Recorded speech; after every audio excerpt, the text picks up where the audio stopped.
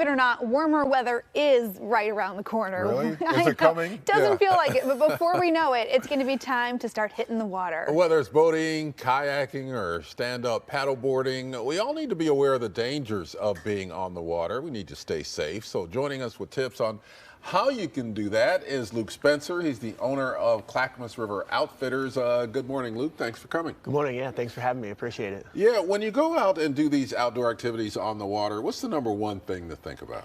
I mean, I think the number one thing to think about is, you know, being safe, obviously, like we're talking about. And so in order to do that, there's a few things that people definitely want to make sure they have. You know, one thing that you definitely want to have when you're out on the water, and it's required by the Oregon State Marine Board, is a good life jacket. There's a couple different types. This type is one that you would wear, so you would unzip it, put it over your body, snug it down, so it's nice and tight.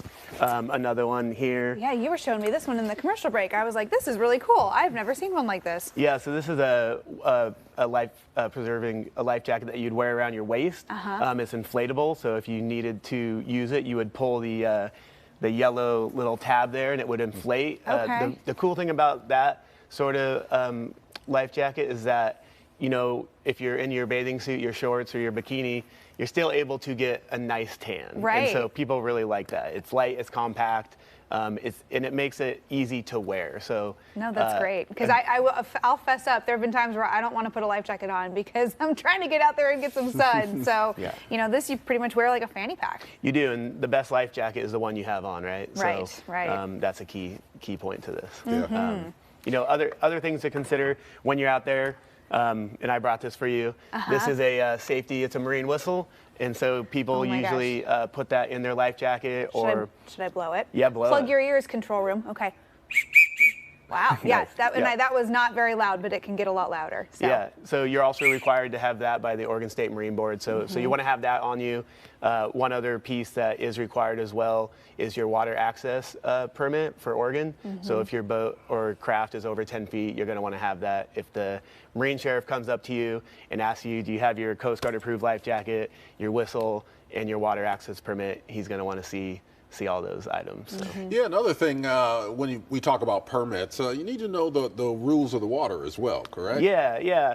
I mean, just the basic knowledge of where you're going, when you're going, making sure you know the conditions when you're going out. If you're headed out to the river, that's a kind of a whole nother deal. So you want to make sure the conditions are good, and the conditions in Oregon, especially in the spring and early summer, change a lot. The water can be high. When we have a big snowpack, it's good to remember that the water is going to be, there's going to be more water than there would on a year when there's like less snowpack. Yeah. If it's been raining. So now in terms of some other accessories that, you know, maybe aren't necessarily a safety issue, but could certainly make for a much more fun day on the water if you're trying not to lose your keys or ruin your cell phone. Yeah. You got some other stuff for that too. Yeah, absolutely. And you know, you can find all these items at your local outfitter or paddling shop, like Clackamas River Outfitters, where we have a shop out in Estacada.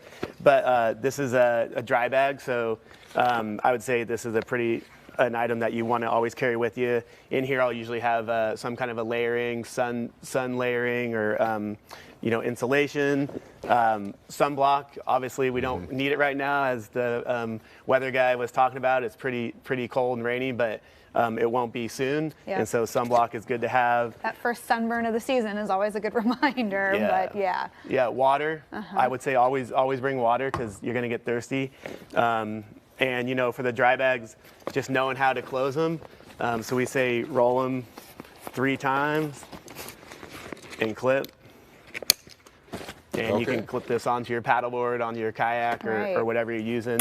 And that's pretty well sealed once you do that. It is, yeah. It's pretty well sealed, definitely. So it'll keep your stuff good and safe. Now, do you offer guided tours at all? We do. So Clackamas River Outfitters does river tours as well as lake tours. So we kind of have, you know, paddleboard, kayak on both river and lake. And so if folks want to come out to Estacada, you know, Estacada Lake is a great place to paddle, as is, you know, Willamette Falls area and up Westland at Willamette Park, all nice areas to go.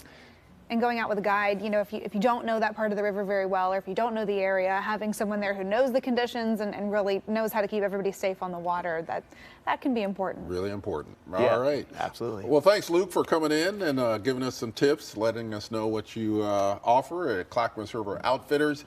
We appreciate you being here on AM Extra. Yeah, we appreciate you having us out. Thank you very much. Yeah. Of course. And for more information to get ready for spring and summer, you can check out ClackamasRiverOutfitters.com.